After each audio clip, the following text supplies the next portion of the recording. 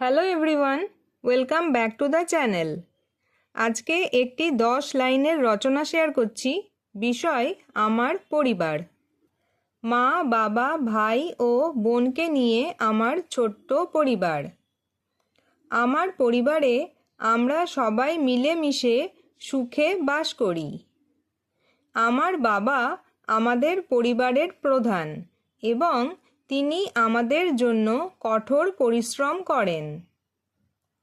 আমার মা একজন গৃহিণী। তিনি পরম স্নেহে আমাদের দেখাশোনা করেন। পরিবারের সবাই একে অপরকে খুব ভালোবাসে এবং শ্রদ্ধা করে। আমরা প্রতিদিন রাতে সবাই একসাথে বসে খাবার খাই। ছুটির দিনে আমরা সবাই মিলে বেড়াতে যাই ও খুব আনন্দ করি। আমার বাবা মা আমাকে পড়াশোনায় সাহায্য করেন এবং ভালো মানুষ হতে শেখান। আমাদের পরিবারে বড়দের সম্মান এবং ছোটদের স্নেহ করা হয়। আমার পরিবার আমার কাছে স্বর্গের মতো।